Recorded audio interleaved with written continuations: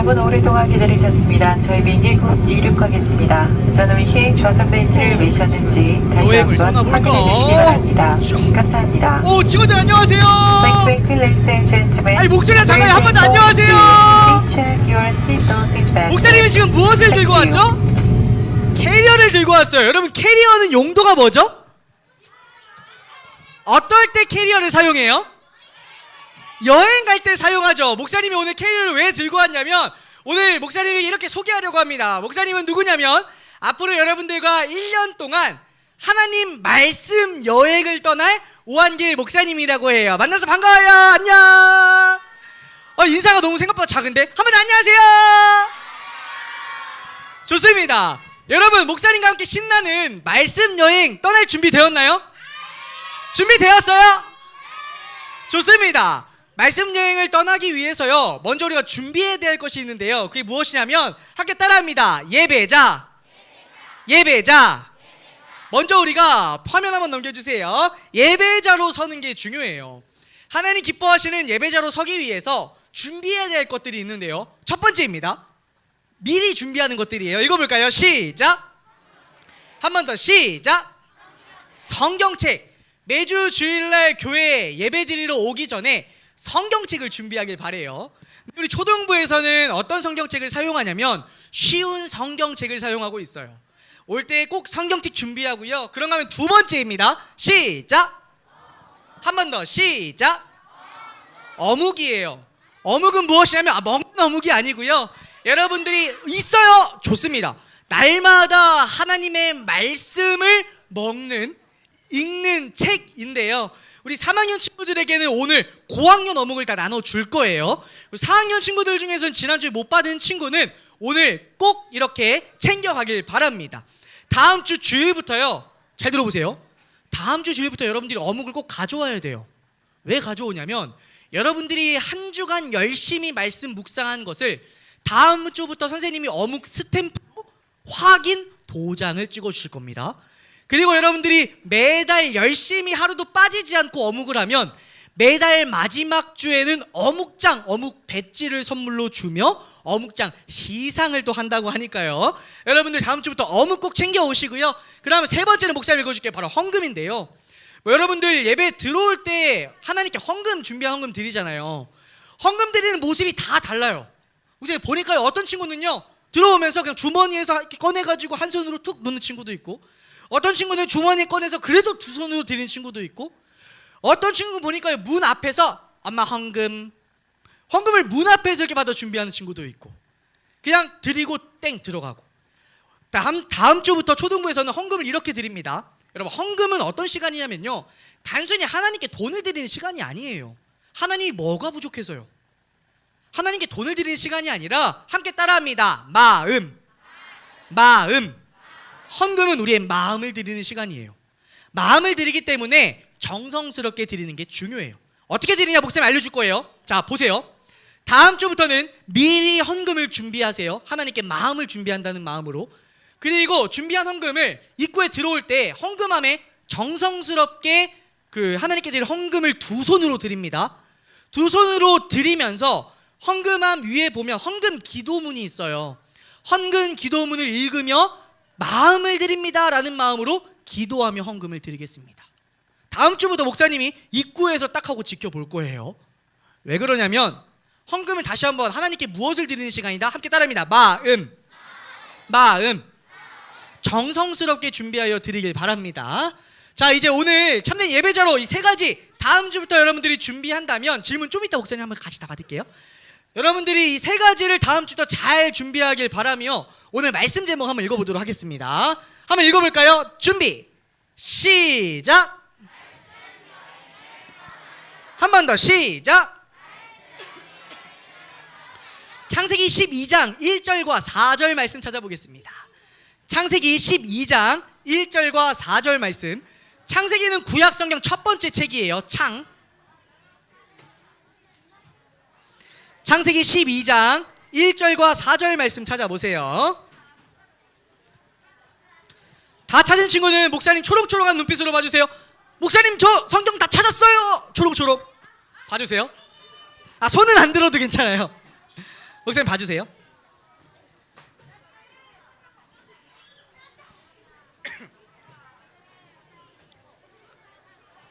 창세기 구약성경 첫 번째 책이에요. 창세기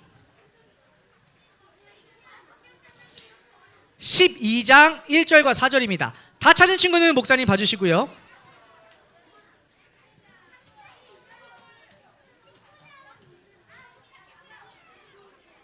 창세기는 구약성경 가장 첫 번째 책이에요. 창 12장 1절과 4절입니다.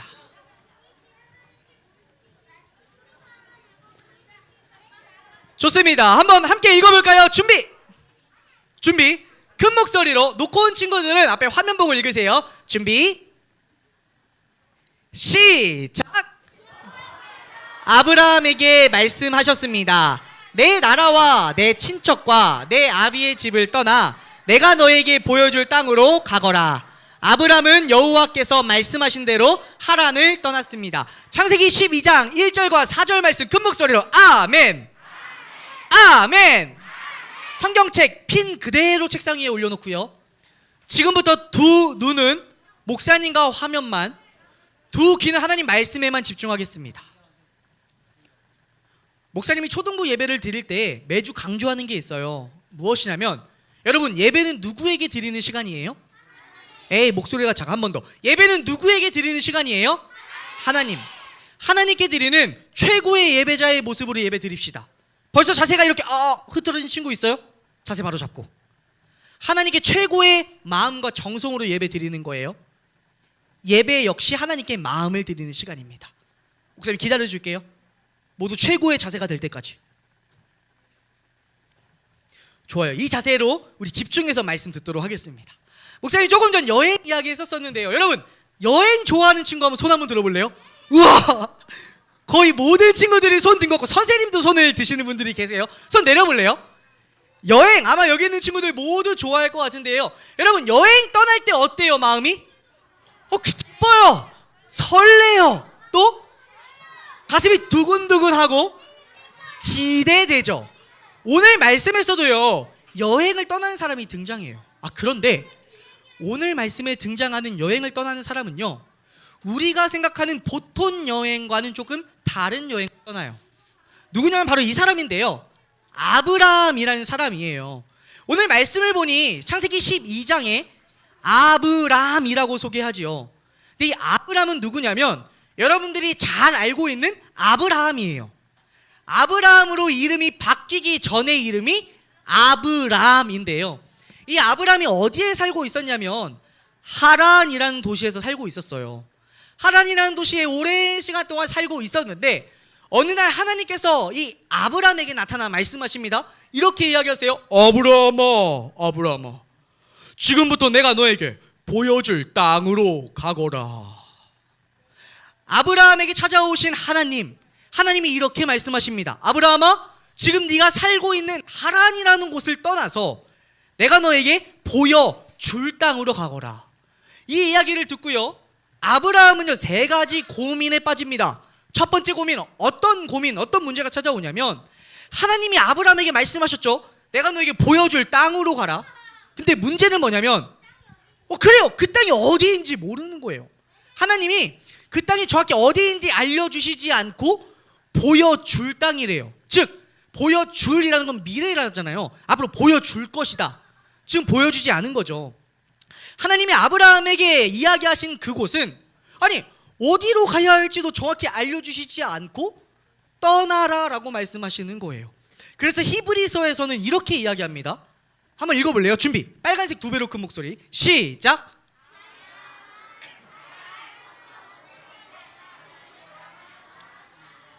그래서 히브리서는 아브라함에 대해서 이렇게 이야기해요. 아브라함은 가야 할 곳도 모른 채 자기 고향을 떠났습니다. 왜요?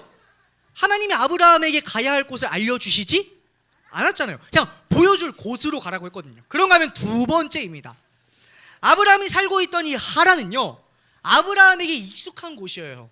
그리고 아브라함에게 편한 곳이고 아브라함에게 있어서 그동안에 있던 모든 것들이 다 있는 곳이죠.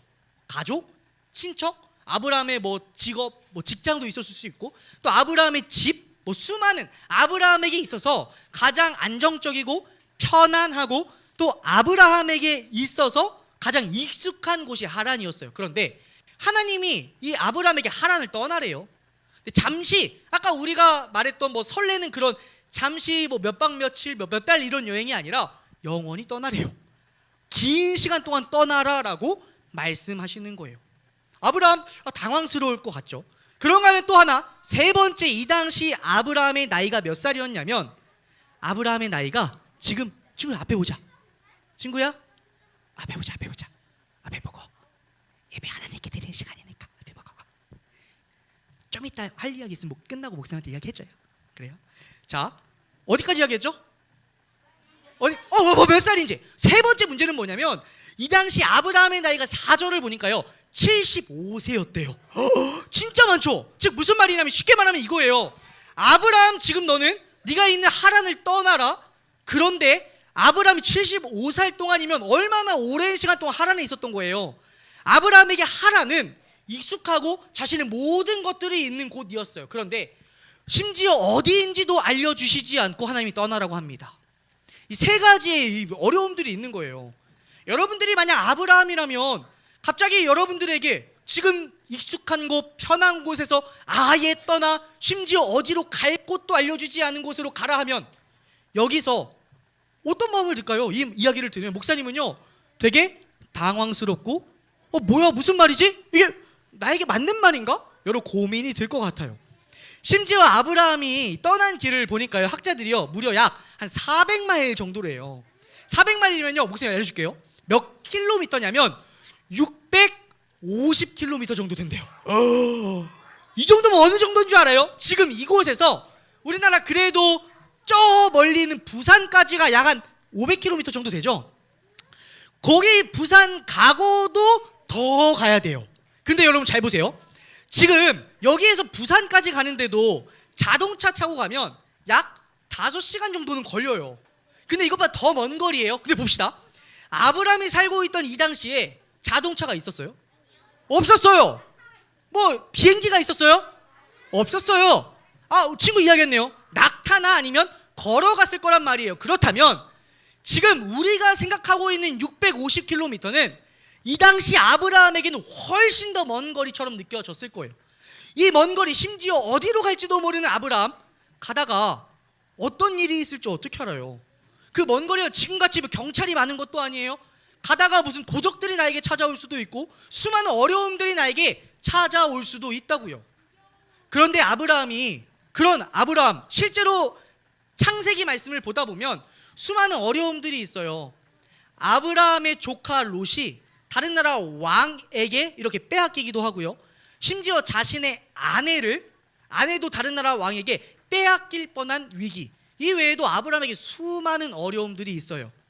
이처럼 아브라함에게 있어서 익숙하지 않은 곳, 이곳을 가면 아마 낯선 땅, 낯선 사람, 낯선 음식, 낯선 문화, 수많은 다 처음 보는 것들인데 이곳을 떠나라라고 하시는 하나님. 여러분 이 앞에서 아브라함이 어떻게 반응했을 것 같아요? 어떻게 반응했을 것 같아요? 한번 이야기해 볼래요? 친구 그냥 편하게 이야기하세요. 아니에요? 어리둥절 했을 것 같아요. 무슨 소리야? 이게 나랑 관련이 있는 말이야? 또 혹시 뭐 있어요? 4학년 어땠을 것 같아요 아브라함? 친구 이해가 안 돼요. 그렇죠. 목사님이 만약 아브라함이 이랬을 것 같아요. 이해도 안 되고 어리둥절도 한데 이렇게 말했을 것 같아요. 아니 하나님, 그래도 저에게 적어도 어디 가야 되는지 갈 곳은 알려주세요. 아니면 이거 갈 때까지 그래도 내가 준비할 수 있는 시간이라도 주세요. 근데 오늘 이 하나님의 말씀 앞에 아브라함이 어떻게 반응하는지 알아요? 목사님 보고 깜짝 놀랐어요. 말씀 한번 읽어보겠습니다. 준비. 빨간색 2배로 큰 목소리 시작.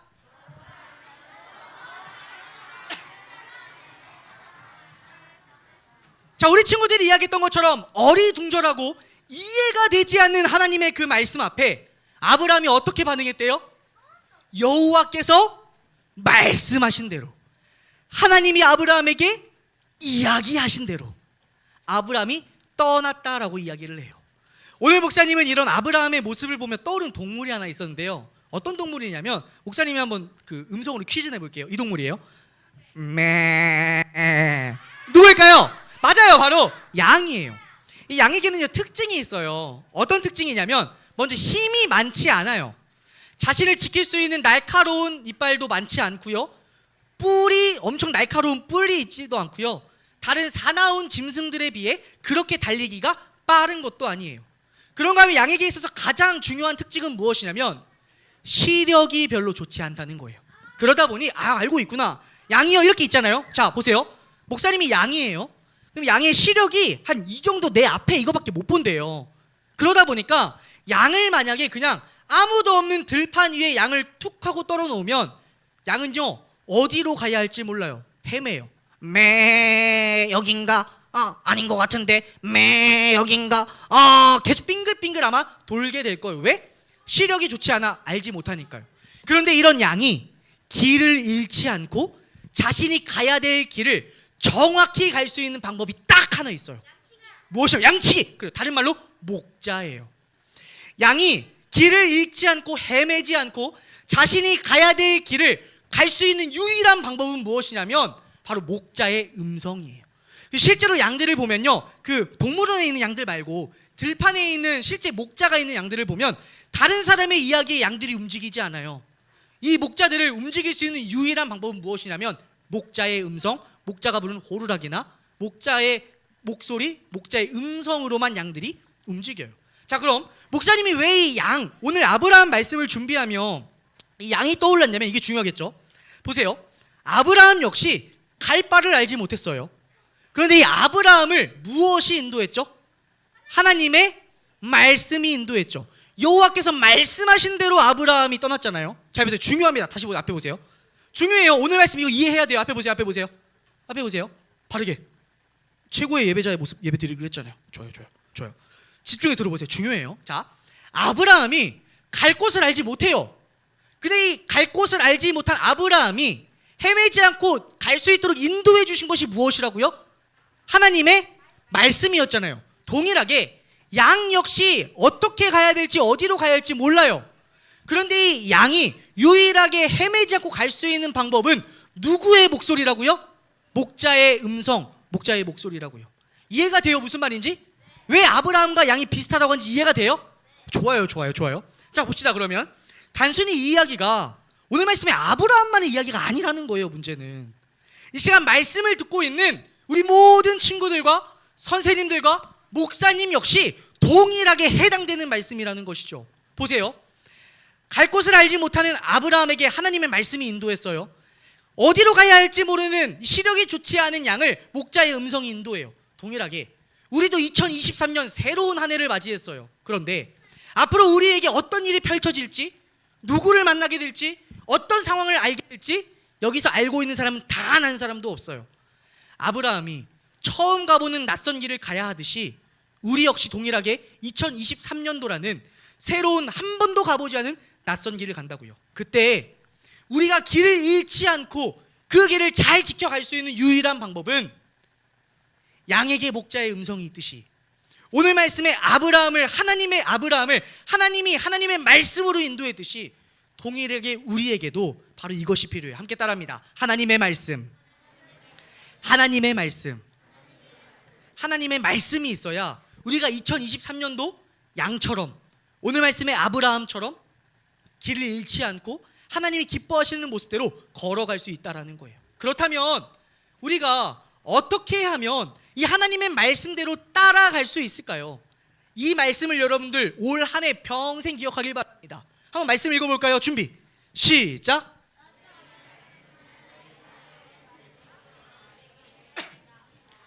목사님 참 좋아하는 말씀인데요, 시편 119편 105절이에요. 주의 말씀은 내 발의 등불이며 내 길의 빛입니다. 이 말씀의 의미가 무엇이냐면 등불 뭐예요? 알고 있나요 여러분? 그 불 나오는 그거잖아요. 여기서 말하는 등불은 조금 작은 잔이에요. 그러니까 손에 쉽게 들 수 있는 등불 이에요. 그런가 하면 내 길의 빛이래요. 빛, 반짝반짝 빛나는 빛 알죠? 지금 여기도 우리 부서실에도 빛이 있으니까 환하게 밝잖아요. 자, 하나님의 말씀이 여러분들에게 있어서 등불, 반짝반짝 빛나는 등불을 역할을 하고요. 여러분들이 걸어갈 때 길을 인도하는 빛 역할을 한대요. 이게 무슨 말씀인지 한번 볼게요. 불 한번 다 꺼주시겠어요? 다 확 내려주세요. 자, 지금 어둡죠? 자, 목사님 이야기 잘 들어보세요. 지금 이렇게 어두운 것처럼 이 세상도 어두워요. 하나님의 사람이라고 하지만, 우리가 하나님의 자녀라고 하지만 어디로 가야 할지, 어떻게 가야 할지 모른다고요. 어떻게 가는 것이 하나님 기뻐하시는 모습일지 몰라요. 이때 우리가 유일하게 길을 잃지 않고 갈 수 있는 방법은 바로 이거예요. 앞에 보세요. 빛 보여요? 빛 보여요? 이 빛을 따라가는 거예요. 불 한번 켜주시겠어요? 불 켜주세요.